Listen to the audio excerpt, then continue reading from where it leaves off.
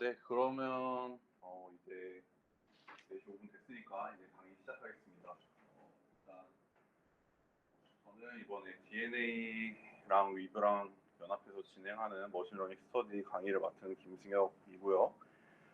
따로 더 설명드릴 건 없고 아마도 온라인 분들은 제가 진행을 할 때 필기를 할 거라 아마 제 모습이 보이지 않을 텐데 그냥 화면만 잘 봐주시면 될 것 같습니다. 그러면 각설하고 시작을 하겠습니다. 오늘 첫 차시다. 예, 박수 감사드리고요. 네. 첫 차시다 보니까 이제 막 그렇게 길긴 하지 않을 건데 저희가 좀 타이트하게 수업을 나가야 되다 보니까 조금 진도를 나가긴 나갈 겁니다. 네, 그러면 시작을 하겠습니다. 자, 그러면 저희 목차는 이번 1주차는 오리엔테이션하고 머신러닝이 뭔지, 그리고 저희가 머신러닝에서 이제 학습 카테고리들을 확인해 본 다음에 이제 여러 가지 저희가 이번 1차시 실습 때 사용할 알고리즘에 대해서 조금 알아보겠습니다. 자, 그러면 오리엔테이션부터 시작하겠습니다. 첫 차시 같은 경우에는 저희 금요일 16시 지금 시작을 했고, 저희는 마찬가지로 16시부터 18시까지 2시간 동안 대면 강의 진행이 될 예정입니다. 오늘 비대면 참여자분들도 많은데 저희가 아무래도 최종적으로는 각 조별 컴페티션을 진행을 해야 되다 보니까 특별한 사유가 없으시면 대면 강의 혹은 이제 여차 하시면 온라인 강의로라도 꼭 수강을 해주시면 감사하겠습니다. 네, 그리고 저희 두 번째로 이제 코드 실습을 진행을 하는데 대면 강의 진행 시간에 포함이 되어 있는 거고요. 강의는 이제 진행 차시마다 이제 뭐 실습 내용이 많을 수도 있고 이제 그냥 이론 내용이 많을 수도 있는데 대부분 실습 내용이 좀 더 치중이 될 예정입니다. 그 이유는 저희가 목표로 하고 있는 게 2학기 때 머신러닝 이제 수업을 들으시는 분들이 많으니까 아무래도 컴페티션을 한 번씩은 진행을 해보는 게 좋을 것 같고 좀 예방주사를 맞는다는 차원에서 물론 이제 머신러닝을 더 배우고 싶으셔서 들어오신 분들도 있기 때문에 조금 자세하게 진행을 하겠지만 아무래도 컴페티션이 목표이기 때문에 조금 더 실습 위주로 진행이 될 예정입니다. 마지막으로 이제 팀별 레포트 작성 및 제출을 받을 예정입니다. 그 이유는 저희가 머신러닝을 하다 보면 좀 숫자에 매몰되는 경향이 좀 있습니다. 그냥 성능을 높이는 데만 이제 집중을 하는데 이 성능이 왜 높아졌는지, 왜냐하면 이게 딥러닝과 다르게 머신러닝은 블랙박스, 즉 이제 왜 모델이 성능이 좋게 나왔는지를 설명이 가능하기 때문에 해당 모델들이 왜 성능이 잘 나왔고 그러면 이렇게 개선을 하면 성능이 더 잘 나오겠구나라고 생각을 하실 수 있게끔 팀별로 레포트를 한 장 이내로 받을 예정입니다. 진행 방식은 이제 다 말씀을 드렸고, 자, 팀 구성은 다음과 같습니다. 자, 추가로 저희가 이번에 스터디를 강요를 하진 않습니다. 어느 날짜에 꼭 스터디를 진행해라 라고 말씀을 드리진 않지만 아마도 이제 컴페티션을 진행을 하려고 하고 또 조별 내용을 하시려다 보면 분명히 일주일에 한 번 정도는 스터디가 소요가 있을 것입니다. 그래서 알아서 잘 일정 조율해서 온라인으로 만나셔도 되고 따로 보고서를 받을 예정은 아니니 잘 진행을 해주시면 될 것 같습니다. 그러면 이제 뭐 오리엔테이션에서 말씀드릴 건 다 끝난 것 같고 이제 머신러닝이 무엇인지부터 한번 좀 배워보겠습니다. 머신러닝 저희가 아무래도 실습 위주긴 하지만 어느 정도 머신러닝이 뭔지 정도는 알고 있어야 되기 때문에 처음에는 이 머신러닝이 무엇인지에 대해서 조금 짚고 넘어가겠습니다. 첫 번째로 이제 머신러닝의 정의와 필요성입니다. 머신러닝 같은 경우에는 이제 정의를 말씀을 드리면 컴퓨터가 명시적인 규칙을 일일이 지정하지 않아도 데이터에서부터 스스로 규칙을 찾아 여기 스스로가 좀 중요한 내용인데 이거는 뒤에 가서 좀 더 자세히 설명을 드리겠습니다. 그래서 스스로 규칙을 찾아 학습하고 예측 또는 판단을 수행할 수 있도록 프로그래밍하는 것을 저희는 머신러닝이라고 얘기를 합니다. 그래서 이걸 조금 더 쉽게 설명을 하면 어쨌든 저희가 생각하는 그 머신러닝, 즉 기계 학습이라는 거는 저희가 기계는 컴퓨터, 러닝은 학습라고 생각을 하시면 됩니다. 최종적으로는 컴퓨터가 데이터를 보고 얘는 뭐 1번 데이터는 뭐 0, 2번 데이터는 1 이런 식으로 학습을 할 수 있게, 즉 추론을 할 수 있게 만들어주는 게 이제 머신러닝의 필요성이라고 생각을 하시면 될 것 같습니다. 그럼 그거에 대해서 총 3가지의 필요성을 가지고 왔는데 첫 번째로는 성능 향상 부분입니다.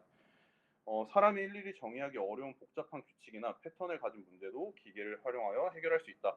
즉 컴퓨터를 통해서 저희가 사람이 직접 눈으로 봤을 때 이제 판단하기 어려운 문제들을 해결할 수 있다는 것이 첫 번째 필요성입니다. 예를 들어서 음성 인식, 이미지 분류, 자연어 처리 같이 이제 사람이 할 수는 있지만 사람이 굉장히 많은 데이터들을 다 처리하기가 어렵기 때문에 해당 내용들을 이제 알아서 처리할 수 있게 만들어주는 것이 머신러닝의 필요성입니다. 두 번째로는 이제 빅데이터 기반 의사결정입니다. 저희 본과가 AI 빅데이터 융합 경영학과였고, AI 빅데이터 융합 경영학과고, 저희가 21년까지는 빅데이터 경영학부 소속의 빅데이터 경영 통계 전공이었던 것처럼 저희가 빅데이터 기반 의사결정을 다들 배우셨을 거라 생각이 듭니다. 그래서 해당 내용은 이제 많은 양의 데이터를 바탕으로 더 정교한 분석과 예측이 가능해졌기 때문에 이를 통해서 더 나은 인사이트, 즉 결과물을 찾아낼 수가 있는 겁니다.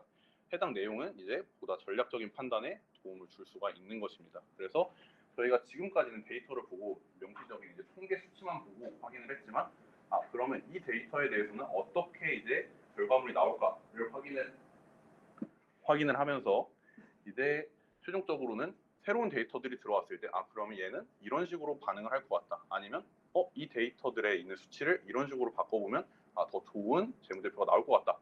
라는 식으로 활용을 할 수가 있는 겁니다. 마지막으로 제일 중요한 겁니다. 자동화와 효율성 향상입니다. 저희가 아무래도 이제 데이터들이 굉장히 많아졌죠. 지금 그래서 저희가 빅데이터과인 거고, 데이터가 굉장히 많아서 3V를 만족하는 데이터들을 빅데이터라고 하는데, 이제 해당 데이터들은 굉장히 크기가 크기 때문에 사람들이 일일이 처리하기는 굉장히 어렵습니다.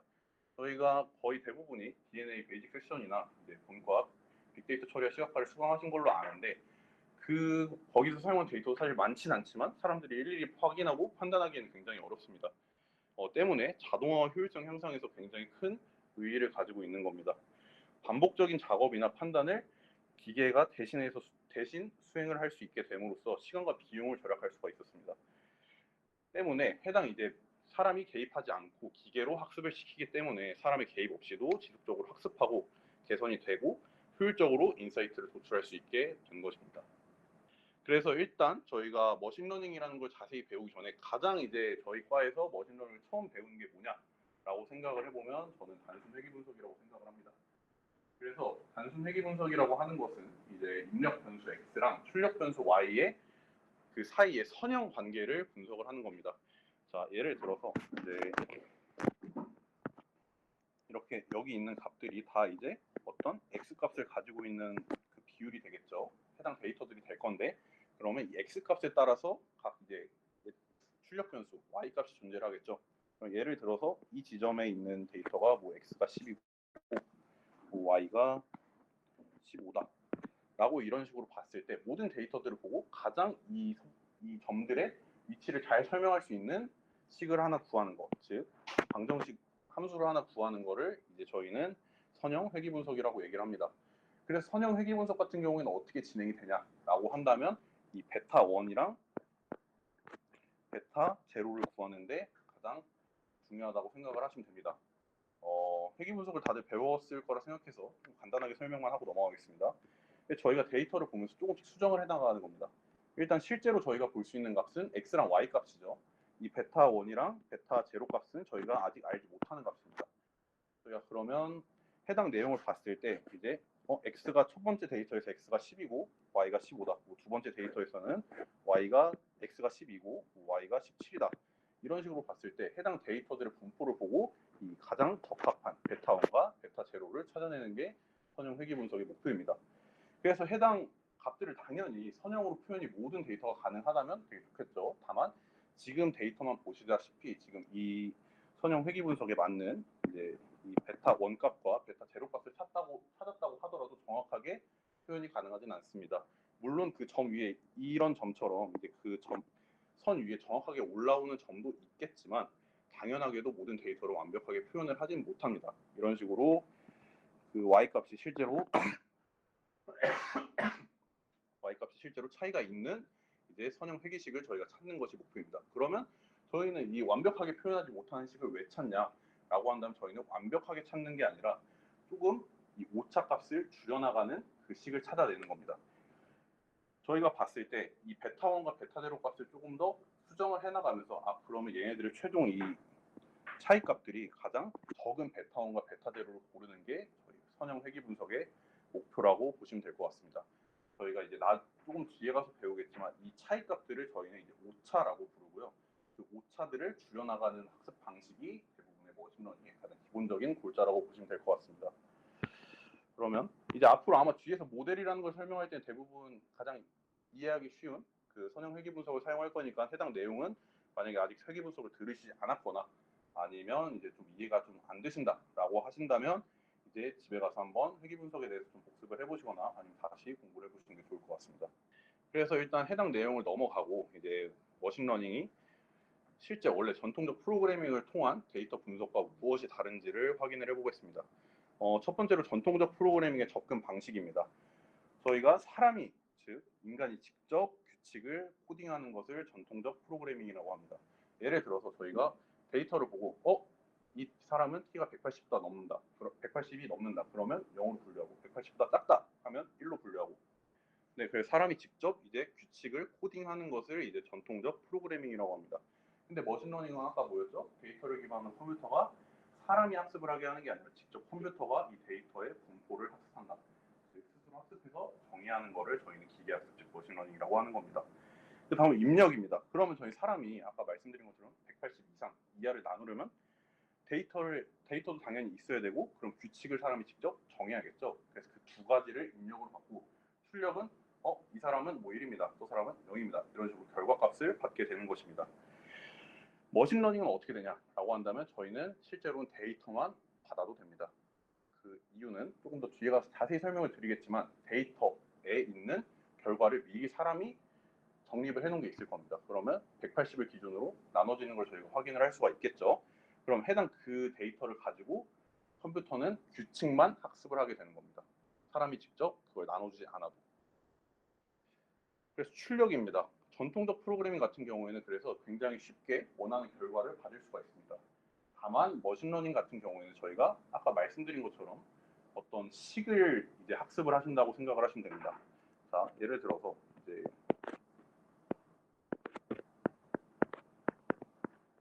이런 식으로 선형 회귀 분석식이 있다고 했을 때 저희는 베타 1과 베타 0가 가장 오차, 즉 데이터의 오차 값이 작은 베타 1과 베타 0를 구하는 건데 결론적으로 머신러닝의 결과물은 저 베타 1과 베타 0의 가장 최적화된 값을 이제 모델에 저장을 해놓고 새로운 데이터가 들어왔을 때 이제 한번 넣어보는 겁니다. 그러면 예를 한번 들어보겠습니다. 저희가 이미 데이터들을 다 확인해서 베타 1과 베타 0의 값이 구해졌다고 생각을 해봅시다. 그래서 베타 1의 값은 뭐 10, 베타 0의 값은 10 이런 식으로 이제 결론이 났다고 이미 가정을 해봤을 때 그럼 새로운 데이터가 들어왔다고 생각을 해봅시다. 이 사람의 키에 대한 X 데이터를 받았는데 X가 뭐 한 153 정도 나왔다고 하면 최종적으로 여기 153이 들어가는 거니까 Y 예측 값에 대한 거는 153 더하기 7 이런 식으로 해서 어떤 결과값이 나오게 되는 겁니다. 이런 식으로 해당 어떤 결과값을 저희가 찾는 게 아니라 이걸 가장 잘 표현할 수 있는 예측 모델을 학습하게 되는 것이죠. 자, 그 다음으로 넘어가서 이제 핵심 자원입니다. 핵심 자원 같은 경우에 전통적 프로그래밍에서는 이제 개발자가 어떤 지식을 가지고 있는지 그리고 명확하게 로직을 어떻게 짤 수 있는지가 굉장히 중요했습니다. 다만 이제 머신러닝 같은 경우에는 가장 중요한 것은 데이터의 품질과 양 그리고 학습 알고리즘입니다. 사실 저희가 학습 알고리즘 같은 경우에는 뒤에서 배우겠지만 그냥 이미 있는 모듈들을 가져서 사용을 합니다. 그래서 저희가 구현하는 데 크게 어려움이 없습니다. 다만 데이터의 품질, 양은 굉장히 중요합니다. 저희가 데이터를 어떻게 변환하고 어떻게 정제하고 저희가 대부분 EDA를 해봤을 거란 전제하에 수업을 들으시니까 EDA 과정에서 피처를 새로 생성하고 또 어떻게 데이터를 전처리하고 뭐 결집값을 어떻게 처리하고 뭐 얘는 스케일링을 하고 이런 식으로 바꿔줌에 따라서 데이터 품질이 바뀌게 되고 데이터 품질에 따라서 최종적으로 모델이 학습하는 베타 1, 베타 0 값도 달라지게 됩니다. 그래서 데이터 품질도 중요하고 당연하게도 데이터의 양이 많아지면 많아질수록 일반화 성능도 같이 올라가게 됩니다. 왜냐하면 더 많은 케이스들을 모델이 학습을 한 상태가 되니까. 이렇게 이해하시면 될 것 같습니다. 그래서 마지막으로 적합한 문제 유형을 한번 보겠습니다. 전통적 프로그래밍 같은 경우에는 규칙이 명확하고 고정적인 문제에 굉장히 적합합니다. 예를 들어서 계산기 아니면 데이터베이스 조회 하는 등 실제로 내가 이게 필요하다 아니면 뭐 이런 계산을 꼭 해야 된다라고 했을 때 일단 로직으로 계산을 하면 굉장히 편리하겠죠. 다만 머신러닝은 규칙이 복잡하거나 명확하지 않은 문제를 해결할 때 굉장히 유용합니다. 예를 들어서 뭐 영화 데이터가 있다고 해봤을 때 뭐 영화 평점이 있을 거고 뭐 아니면 관객수가 있을 거고 이런 것을 종합적으로 봤을 때 그럼 이 영화의 수익은 얼마가 되겠다라고 저희가 한눈에 봤을 때 영화 평점, 관객수, 뭐 극장 개봉 개수, 뭐 아니면 기간 이런 것만 보고는 정확하게 예측을 하기가 어렵겠죠. 그런 거를 기계학습을 통해서 학습을 시키면 그러면 이 새로운 영화가 나왔을 때 이 정도로 하면 수익이 이 정도 날 것 같습니다. 이런 식으로 사람이 계산하기 어려운 식을 알 수가 있는 겁니다. 그 다음으로는 이제 머신러닝을 어느 정도 이제 이해를 하셨을 거라는 판단하에 머신러닝의 분류를 보겠습니다. 저희가 사실은 머신러닝의 분류를 이제 세 개를 가지고 왔지만 지도학습을 제외하고는 사실 2학년, 3학년 기준에서 크게 다른 학습을 만져볼 일은 거의 없습니다. 다만 이제 저희가 어떻게 학습이 진행되는지 또 학습 종류에 따라서 어떤 결과물을 가지고 오는지 차이가 있기 때문에 지도학습, 비지도학습, 강화학습에 대해서 간략하게만 확인을 해보고 넘어가겠습니다. 첫 번째로 지도학습입니다. 저희가 이번 컴페티션에서도 진행할 거고 대부분의 이제 컴페티션에서 진행하게 될 내용이 지도학습 내용입니다. 자, 지도학습의 가장 큰 중요한 점은 이제 라벨이 있는 데이터라고 생각을 하시면 되겠습니다. 데이터셋 구조 자체가 어떤 데이터를 표현하는 것과 별개로 이 데이터가 뭐 고양인지 아니면 강아지인지를 명확하게 정답을 컴퓨터에게 알려줘야 학습이 가능한 것이 지도학습입니다. 그래서 라벨이 있는 데이터셋 구조를 기준으로 이제 해당 라벨을 실제 새로운 데이터가 들어왔을 때 얘는 고양이다, 얘는 강아지다 이렇게 나눠볼 수가 있는 거죠. 그래서 이 예시를 그림으로 보면 이런 식으로 얘는 고양이입니다, 얘는 강아지입니다. 이런 식으로 이미 모델에 데이터를 매길 때 이미 정답을 저희가 준 상태에서 새로운 데이터가 들어왔다고 가정을 해봅시다. 이렇게 이런 그림이 나왔을 때 그럼 얘가 고양인지 개인지를 이미 데이터를 보고 모델이 학습한 거를 기준으로 그럼 얘는 고양이입니다. 이런 식으로 출력을 할 수 있게 하는 게 지도학습이라고 생각을 하시면 될 것 같습니다. 자, 그 다음으로 비지도학습을 한번 보겠습니다.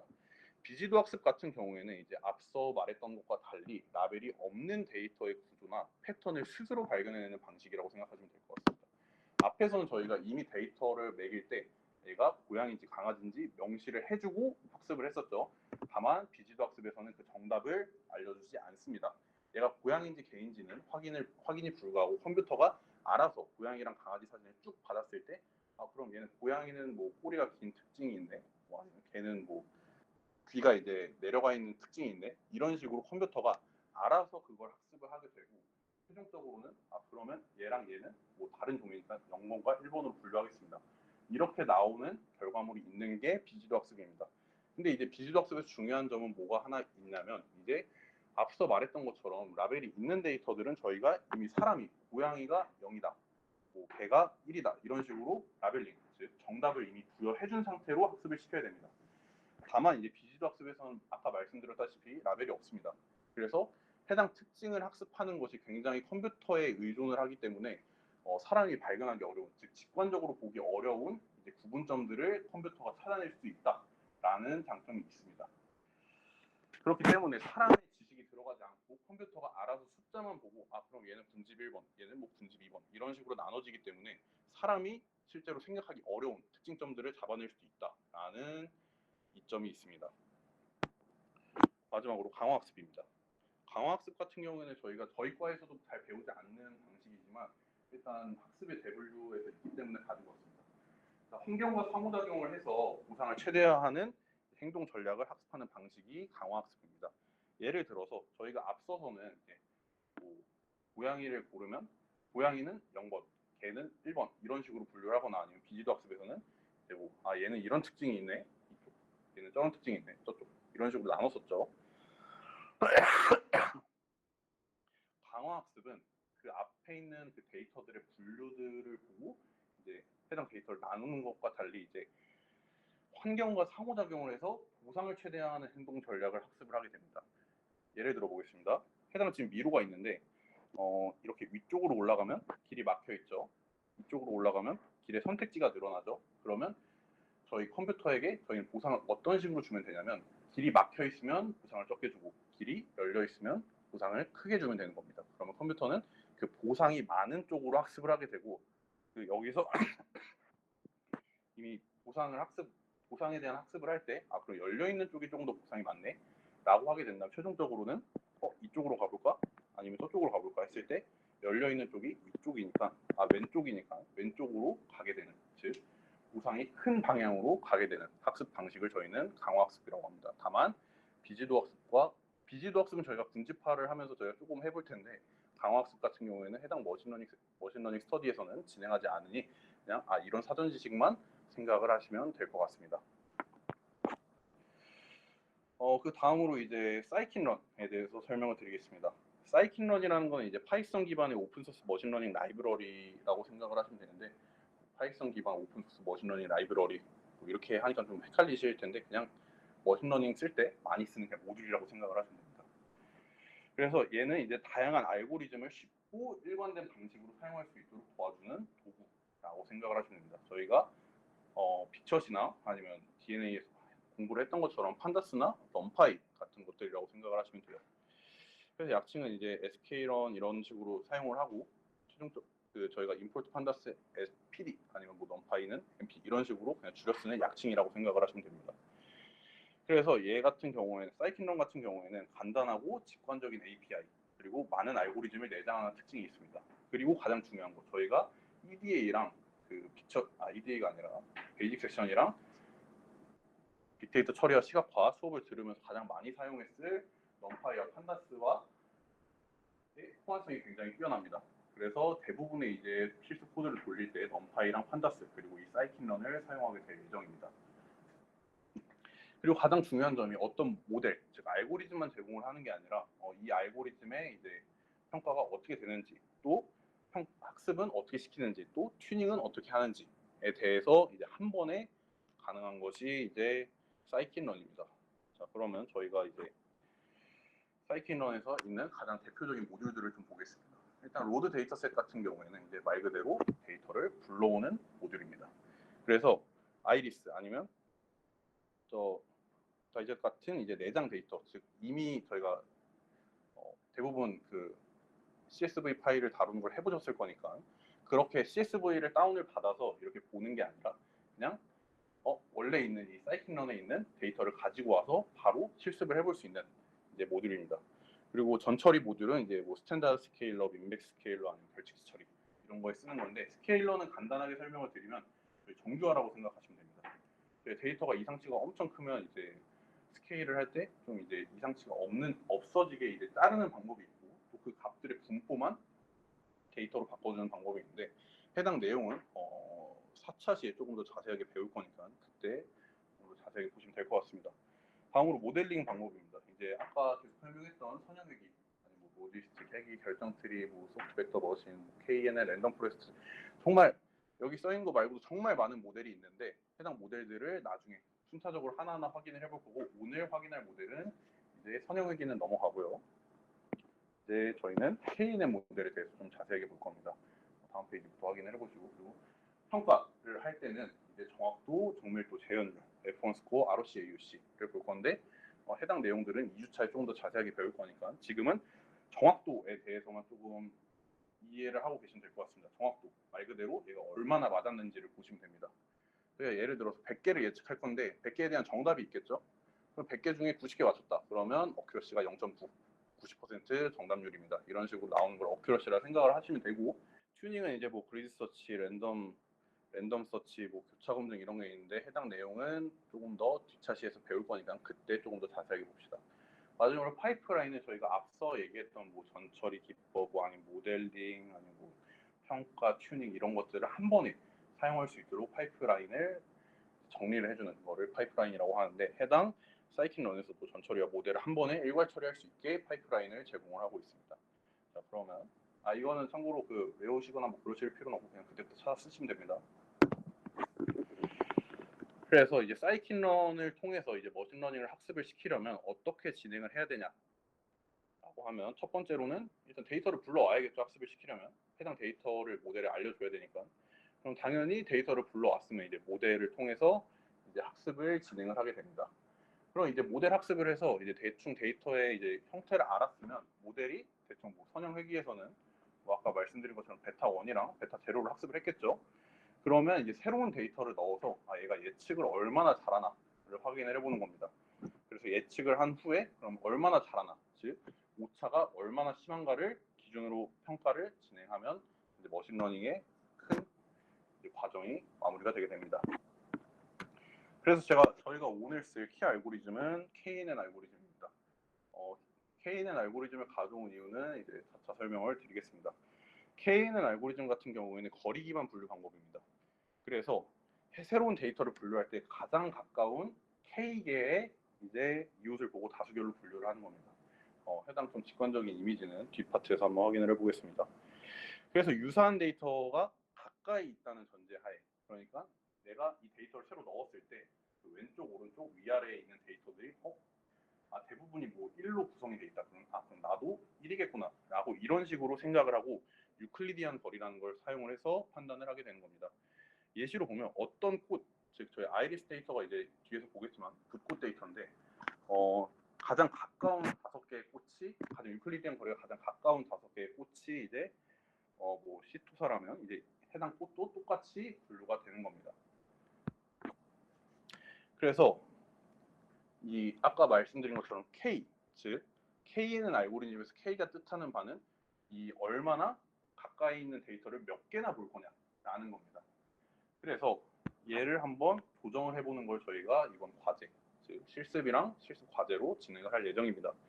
그래서 KNN의 이제 K 값을 바꿔가면서 어떻게 진행되는지 보겠습니다. 자, 이제 이걸 하기 전에 파라미터라는 것을 조금 이해를 하고 있어야 됩니다. 자, 파라미터는 크게 하이퍼 파라미터랑 파라미터로 나뉩니다. 자, 하이퍼 파라미터라고 하는 것은 이제 얘는 이제 모델에서 사람이 건드는 값이라고 생각을 하시면 됩니다. 예를 들어서 K 값을 뭐 5로 설정하겠다, 즉 데이터에 가장 가까운 5개만 보겠다를 설정을 할 수 있고, 아니면 뭐 K 값을 사람이 직접 3으로 설정을 하겠다, 그러면 가장 가까이 있는 데이터에 3개만 보겠다, 뭐 10으로 설정하면 10개를 보겠다, 이런 식으로 직접 사람이 설정해서 모델의 성능을 바꿔볼 수가 있는 것을 하이퍼 파라미터라고 하고, 파라미터 같은 경우에는 저희가 또 선형 회귀 분석을 가져오면 그냥 y hat은 베타 1 x1 더하기 베타 제로 이렇게 나와 있으면 모델이 직접 학습을 하는 겁니다. 사람이 건드는 게 아니라. 보시면 베타 1이랑 베타 제로는 저희가 직접 계산을 해봐서 이거 베타 1이 뭐 10이 좋을 것 같은데요? 뭐 베타 1이 뭐 5가 좋을 것 같은데요? 이렇게 하는 게 아니죠. 그냥 데이터를 보고 최적의 베타 1 값과 베타 제로 값을 모델이 학습을 하는 것이기 때문에 해당 이런 베타 1과 베타 제로 같은 값, 즉 기계가 직접 학습하는 값들을 이제 저희는 파라미터라고 얘기를 합니다. 때문에 이제 하이퍼 파라미터의 정의를 봤을 때 사람이 직접 조정하는 모델의 값이기 때문에 KNN 모델에서는 K값, 즉 얼마나 많은 이웃의 데이터를 볼 거냐라는 그 지표가 하이퍼 파라미터로 작용을 하게 되는 겁니다. 그래서 저희가 기본적으로 K값, 즉 이웃 몇 명을 볼 것인가를 K3으로 잡았을 때는 해당 데이터처럼 이 빨간 점 기준에 있는 가장 가까이 있는 3개의 데이터를 이제 확인을 하게 됩니다. 그러면 얘네들이 예를 들어서 뭐 1, 1, 뭐 2다 라고 하면 가장 많은 숫자가 1이니까 빨간색도 그러면 그럼 얘는 1입니다 라고 해석을 하게 되는 겁니다. 자, 그러면 하이퍼 파라미터를 조금 수정을 해보겠습니다. 그러면 이제 여기를 이렇게 바꿔봅시다. 직관적으로 설명하기 위해서 이렇게 해도 똑같이 1로 분류가 되겠죠. 자, 그럼 똑같이 얘도 1, 1, 2 이렇게 봤는데 지금 K 값을 1로 줄였습니다. 즉 가장 가까이 있는 이웃만 보고 나는 판단을 하겠다 라고 생각을 하면, 그럼 얘는 지금 결과값이 어떻게 바뀌었죠? 얘에 대한 모델이 2로 예측을 하게 되겠죠. 때문에 이제 하이퍼 파라미터 또한 저희가 설정을 함에 따라서 어떤 데이터가 새로 들어왔을 때, 즉 테스트를 해봤을 때 결과가 달라질 수 있기 때문에 이제 최종적으로는 하이퍼 파라미터 또한 모델의 성능에 굉장히 크게 좌지우지하고 하이퍼 파라미터를 바꿔가면서 최적의 모델 성능 값을 찾아야 한다라는 것입니다. 그럼 마지막으로 이제 K 값을 좀 늘려봅시다. K를 5로 잡았을 때는 이런 식으로 더 많은 데이터들을 확인을 하기 때문에 직관적으로 조금 더 넓은 분포, 즉 일반화된 성능을 확인을 할 수가 있는 겁니다. 이런 식으로 여러 가지 하이퍼 파라미터를 조정해가면서 모델의 성능을 찾는 것 또한 이제 튜닝이라고 얘기를 합니다. 그래서 나중에 4차 시에서 하이퍼 파라미터 튜닝을 배우게 될 텐데 해당 값들을 당연히 사람이 직접 하나하나 생각을 해볼 수도 있겠지만 그래 굉장히 어려우니까 자동화한 모듈들도 있기 때문에 해당 내용에서는 하이퍼 파라미터를 막 바꿔보는 것에 의의를 두시고 최적의 값을 찾는 거나 아니면 뭐 완벽하게 해석을 해내겠다라는 것까지는 하지 않으셔도 됩니다. 그리고 마지막으로 저희가 K 알고리즘을 잡았으니까 어느 정도 이해도가 필요하니 KNN 알고리즘의 장단점을 한번 확인을 해보겠습니다.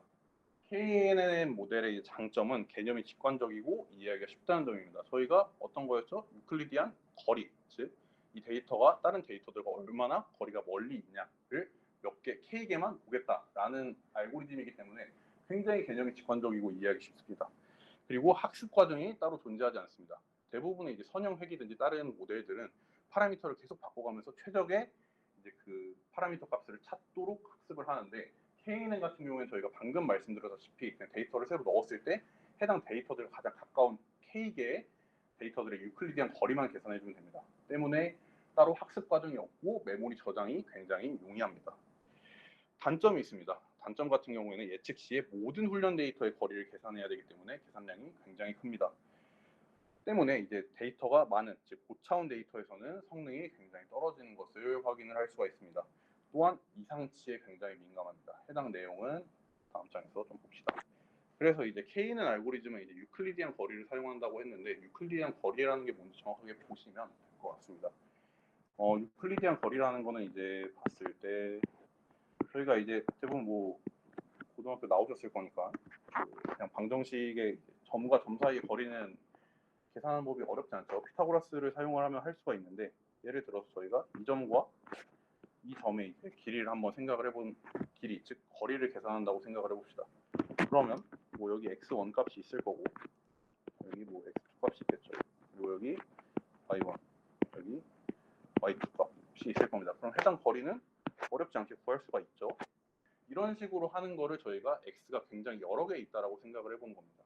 자, 그러면 네, 해당 거리는 그냥 점과 점 사이의 거리 공식이었고 그다음에 이제 유클리디안 거리에 대한 공식을 한번 보겠습니다. 유클리디안 거리 공식은 어떻게 진행이 되냐면 저희가 각각의 이제 아까 x랑 y가 1차원이라고 생각을 했었죠. 2차원이라고 생각했는데 3차원, 4차원, 5차원이라고 생각을 하는 겁니다. 그래서 x1 뭐 1번 데이터랑 2번 데이터가 있으면 x2, x3 뭐 이렇게 쭉쭉 y1, y2 이렇게 쭉쭉 데이터가 있을 겁니다.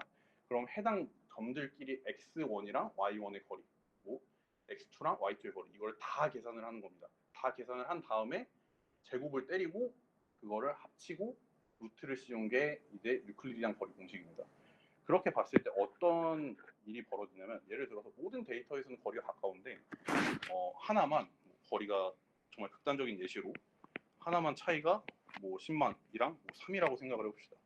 그럼 여기다가 어떻게 계산이 되냐면 만에서 10만에서 3을 빼서 99만 얼마가 나오겠죠. 이거에 제곱을 해서 루트를 씌우기 때문에 제곱을 한 후에 합을 한 다음에 루트를 씌우기 때문에 한 이상치에 대해서 모든 데이터들이 무시되는 현상이 발생할 수 있습니다. 그렇기 때문에 KNN 알고리즘 자체가 유클리디안 거리 공식을 사용하기 때문에 굉장히 이상치에 민감하다라고 이해를 하시면 될 것 같습니다. 그래서 유클리디안 거리 공식 말고 다른 이제 뭐 여러 거리 공식들이 있는데 해당 KNN 모듈에서 여러 가지 거리 공식을 적용을 해보는 것도 이번 과제에 포함이 될 예정입니다. 자, 그럼 파이썬 실습을 이제 진행을 할 건데 맥북 보시거나 엔비디아 그 GPU가 달려 있으시면 이제 그냥 뭐 로컬에서 하셔도 상관없는데 아마도 데이터 양이 좀 나중에 가면 많을 거라 대부분 실습 자료는 콜앱에서 해주시면 네, 감사하겠습니다. 일단은 저희 데이터부터 빠르게 진행을 해봅시다. 마운트 드라이브는 그냥 콜앱에서 이제 저희가 이런 식으로 그 드라이브에 올려놓은 데이터들을 이제 가지고 올 수 있게 하는 게 드라이브고요. 어디에다가 누르면 되냐면 좀 기다렸다가 이거 누르시면 이 코드가 생성이 됩니다. 그리고 이거 실행을 하시면 본인 구글 계정에 있는 구글 드라이브에 올려놓은 이제 데이터들을 가져다 쓸 수 있는 환경이 구축이 되는 겁니다. 실행을 하시면 이렇게 액세스 허용하는지 확인이 나올 거고요. 이렇게 계정 맞게 이렇게 켜주시면 됩니다. 혹시나 해서 그러는데 그 노트북 계열 프로그래밍 안 해보신 분 계신가요? 야, 뭐 주피터 노트북, 콜앱 이런 걸로 안 해보신 분이 있으실까요? 없죠? 따로 설명드릴 필요는 없겠죠? 네, 그럼 될 것 같고, 그러면 이제 어떻게 하면 되냐면 일단 모듈은 임포트를 해주고 모듈을 불러오시면 되고요. 자, 각각 이제 뭐 폴더를 파거나 했을 때 이제 데이터를 이제 위치를 지정을 해주면 되는데, 데이터를 이렇게 그냥 아무 폴더에다 넣으신 다음에 그냥 이제 가지고 오시면 됩니다. 어떻게 하냐면 이렇게 지금 타이타닉 트레인.cv라는 지금 데이터가 생겼죠. 그럼 여기 우클릭하시면 경로 복사가 있는데요. 여기 패스에다가 그대로 붙여넣기를 하는 게 아니라 여기 뒤에 타이타닉.cv는 지워주시고요. 여기까지 이제 그 파일 이름만 지우고 패스에다 이제 문자열로 저장을 해준 다음에 이제 실행을 하면 이렇게 정상적으로 불러와지는 거를 저희가 볼 수가 있습니다. 혹시 다 되실까요? 되시죠? 안 되시면 나중에 멘토한테 물어보세요. 자, 그래서 저희가 지금 해볼 거는 이제 고전적 모델링입니다. 아까 고전적 모델링, 즉 원래 사람이 하는 프로그래밍은 저희가 함수를 쳐가지고 얘가 180보다 높다 그러면 0, 180보다 작다 1 이런 식으로 나누는 거였죠. 그거랑 똑같습니다. 그래서 해당 타이타닉 데이터라는 게 이제 있는데 일단 이거는 그냥 타이타닉의 생존 여부를 확인하는 겁니다. 사람마다 데이터가 어떻게 되어 있냐면 승객 아이디가 있고요. 생존 여부가 있습니다. 생존 여부는 말 그대로 이 사람이 생존을 했는지 생존하지 않았는지 최종적으로 예측을 해야 되는 값입니다. 나머지 객실 등급부터 탑승 항구는 이제 이 데이터를 보고 이 사람이 생존했는지 생존하지 못했는지를 확인하면 되는 겁니다. 그래서 무엇을 하시면 되냐면 이제 해당 실습에서는 이렇게 그 definition rules라는 함수에다가 if을 사용해서 만약에 첫 번째 문장을 보시면 이 사람 성별이 남자고 나이가 14세보다 어리고 객실 등급이 1이다. 그럼 이 사람은 남자인데 나이가 어리다. 그리고 객실 등급이 1등급이다. 라고 했을 때 잘 보여요? 네. 그래서 여기 함수에다가 어쨌든 이렇게 설정을 했을 때 생각을 이제 논리적으로 해보시면 됩니다. 남자인데 나이가 어리고 객실 등급이 1등급이면 객실 등급이 높고 나이가 어린 그 청소년이 아니죠. 13세에 의하면 어린이죠. 어린이는 생존했을 가능성이 높겠다라고 논리적으로 사람이 생각을 해서 여기 함수에서 추가를 해주시면 그럼 리턴 1을 하면 1은 위에서 봤을 때 라벨 값이 생존입니다. 그래서 그러면 생존을 하겠구나라고 이런 식으로 확인을 해주시고 여기서 하셔야 되는 거는 이제 실습에서 굳이 하실 필요는 없고 과제에서 해주시면 될 것 같은데 이런 식으로 논리적으로 이 데이터의 해석 방식을 생각을 해서 이 사람은 이 조건을 가진 사람은 생존을 했겠다. 이 방식을 가지고 있는 사람은 생존하지 못했겠다라고 이제 지정을 해서 각 모델의 생존 여부 예측을 해보고 실제 생존 여부와 비교를 해서 과연 실제로 이런 논리 구조가 타당한지 타당하지 않은지 성과지표를 확인해 보는 걸로 가지고 왔습니다. 그래서 제가 생각했던 거는 이제 성별이 남자면서 나이가 14세보다 어리고 객실 등급이 1등급이다 하면 생존. 두 번째로는 이제 성별이 여자고 나이가 10살보다 많은데 이제 부모 자식이 즉 같이 온 사람이 2명 이상이면 살았을 거다. 또 그리고 이름이 이름은 MS, MEE, MRS, 도나 이런 식으로 여자 이름이면 생존했을 거다. 해서 이 데이터들을 가지고 과연 얼마나 실제로 생존을 예측을 하고 그 데이터들이 생존을 했을지를 확인을 해보는 겁니다. 그러면 저희가 생존으로 예측한 열 말고는 전부 다 사망으로 처리를 해야겠죠. 그래서 실행을 해보면 이제 여기 프레딕션 즉 예측에다가 트레인 데이터에다가 위에서 저희가 정의한 rules라는 데피니션을 적용을 해주면 되는 겁니다. 한 행마다 해당 데이터들을 보고 이제 최종적으로는 이제 프레드 y 값 즉 생존 여부를 예측한 값이 생성이 되게 됩니다. 이렇게 실행을 시키면 생존 여부 예측이 나오고 생존 여부 실제 열이 생깁니다. 그럼 저희가 아까 말했던 어큐러시 즉 정확도를 비교를 해보려면 전체 데이터에서 몇 %만큼 예측을 맞췄는지를 확인을 해보면 되겠죠. 그래서 어큐러시 스코어, 즉 위에서 모듈에서 불러온 건데 얘도 사이킨런의 이제 어큐러시를 측정하는 지표입니다. 그래서 얘를 트레인점 생존 여부에 프리딕션을 넣어주면 최종적으로는 0.63524, 즉 한 63% 정도 맞췄다라고 생각을 하시면 됩니다. 그래서 예를 들어서 저희가 한번 조건을 하나 없애보겠습니다. 위에서 룰스에서 해당 조건을 없앤 다음에 다시 프레딕션을 해보면 이렇게 리버스 예측이 되나 보네요. 네, 이런 식으로 조건을 바꿨을 때 어큐러시 값들이 바뀌는 것을 저희가 확인을 해볼 수가 있습니다. 때문에 이제 해당 논리 구조를 어떻게 추가하고 어떤 것을 지우냐에 따라서 성능이 달라지게 될 겁니다. 과제에 대한 내용은 조금 더 나중에 설명을 드리겠습니다. 그 다음으로는 저희가 앞서 봤었던 아이리스 데이터를 한번 확인을 해보겠습니다. 아이리스 이제 실제 저희가 위에서는 논리적 구조를 통한 고전 모델링을 해본 거고 이제 실제로 모델을 학습을 시켜보겠습니다. 아이리스 데이터라는 거는 크게 어렵지 않습니다. 아이리스 데이터는 그냥 이 붓꽃이 있는데 붓꽃의 종류가 3개입니다. 0, 1, 2 이렇게 3가지로 나눠지고 이제 해당 데이터, 즉 앞에서 저희가 이런 열들을 보고 이 사람 살았겠다, 이 사람 죽었겠다를 예측했던 것처럼 똑같이 붓꽃 데이터의 특성을 X값들을 보고 이 붓꽃은 0번이겠다, 아니다, 얘 1번이겠다, 아니다, 얘 2번이겠다 이런 식으로 분류를 하게 되는 데이터셋인 겁니다.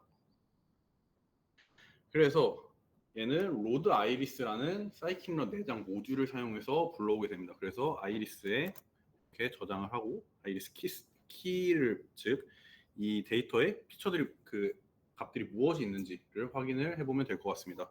그래서 딕셔너리 키를 확인해 보면 데이터, 타겟, 프레임, 타겟 네임스, 뭐 DSCR, 피처 네임스, 파일 네임 데이터 모듈이 있는데 얘네들이 모두 데이터가 아니라 일단 저희가 모두 데이터를 불러왔을 때 있는 구성 요소들입니다. 그럼 얘를 좀 사용할 수 있게 좀 바꿔보겠습니다. 그래서 아이리스의 데이터열을 딕셔너리를 확인을 해보면 이렇게 숫자들이 이렇게 나열이 돼 있는 거를 확인을 해볼 수가 있습니다. 그럼 얘가 뭔지는 한번 뒤에서 좀 자세하게 한번 확인을 해봅시다. 그 다음에 이제 아이리스 피처 네임을 확인해 보면 이렇게 이렇게 열이 4개가 있는데 랭스 위드 해서 이제 그 붓꽃의 크기나 이제 길이, 높이를 이제 표현해 놓은 이제 데이터라고 생각을 하시면 됩니다. 그리고 아이리스 타겟 열에는 이렇게 0, 1, 2, 즉 이 붓꽃이 어떤 종류의 붓꽃인지에 대한 내용이 담겨 있습니다.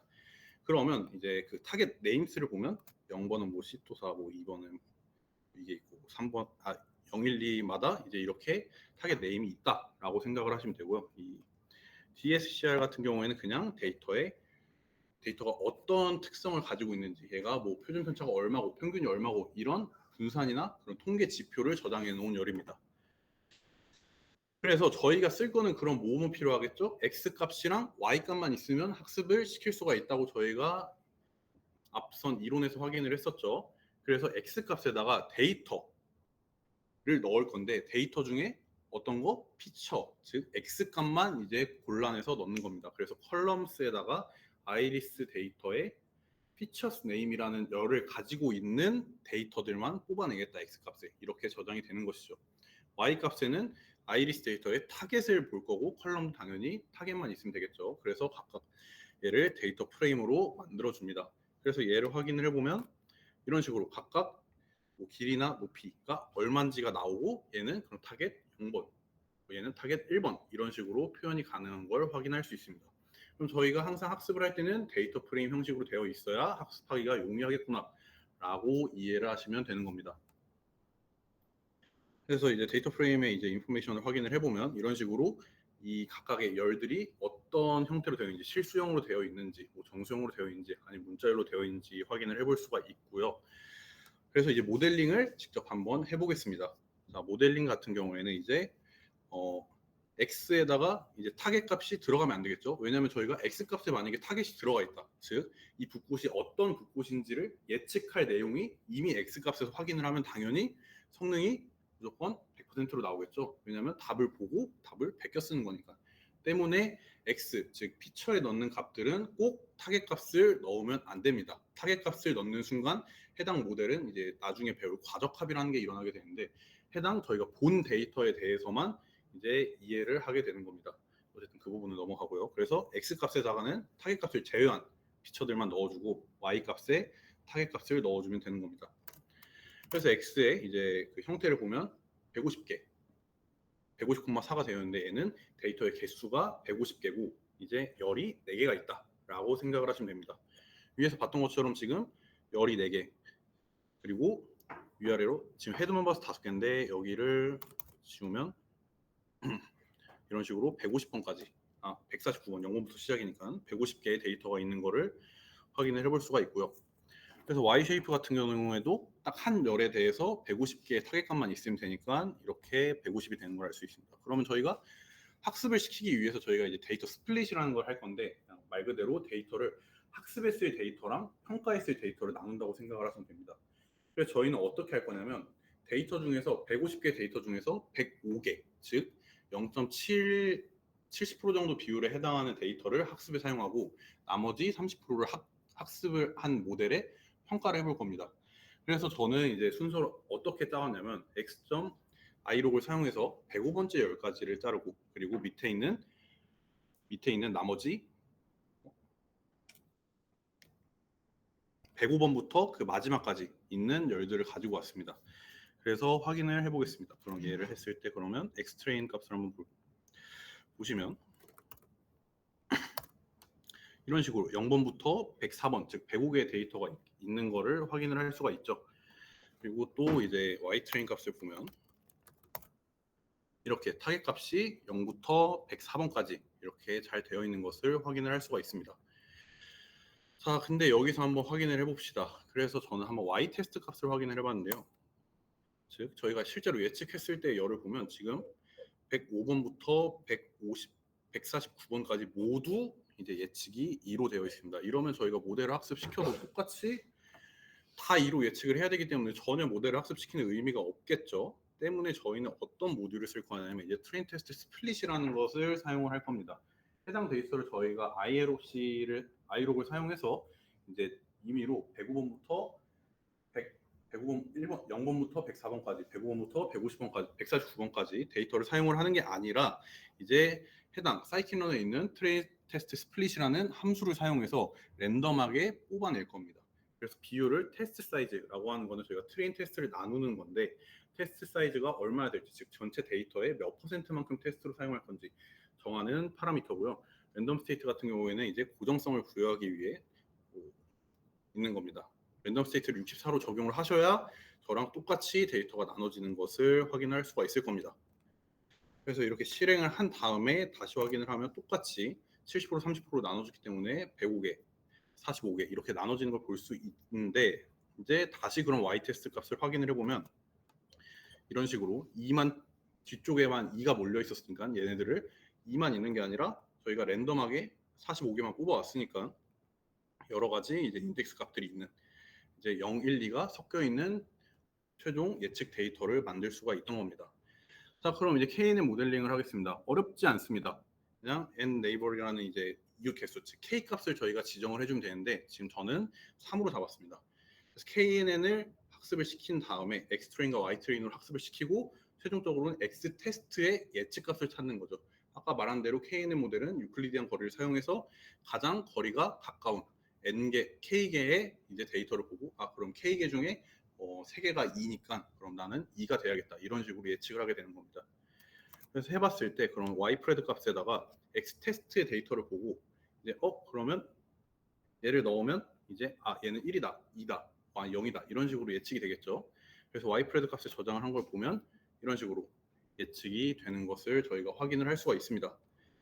그래서 저희는 이제 어큐러시 스코어 함수 위에서 봤던 걸로 사용을 해서 이제 볼 겁니다. 정확도를 계산하는 방법은 이제 만약에 내가 예측한 즉 y프레드의 첫 번째 값이 1이다. 근데 저희가 실제 y 테스트의 값이 1이다. 그러면 맞은 거죠. 근데 예를 들어서 두 번째 데이터가 y프레드 값이 1이다. 근데 실제 y 테스트 값이 2다. 이러면 틀렸다. 그래서 전체 맞은 비율과 틀린 비율을 계산해서 전체 데이터 중에 예측을 맞은 것들만 확인을 하게 되는 겁니다.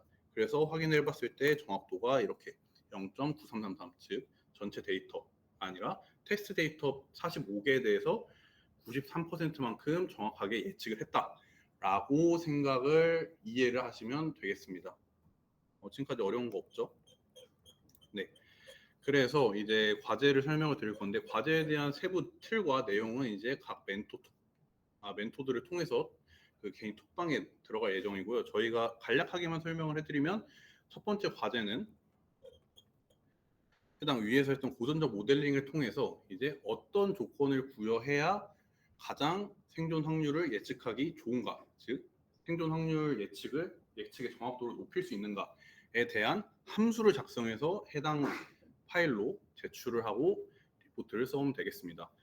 레포트 내용에는 이제 조금 더 자세하게 내용을 설명을 드리겠지만 각 멘토분들이 이 논리 구조를 왜 가지고 왔는지, 왜 이 사람이 생존할 거라고 생각했는지까지 작성을 해주시면 됩니다. 참고로 이건 팀 컴페티션이기 때문에 팀당 하나만 나오면 됩니다.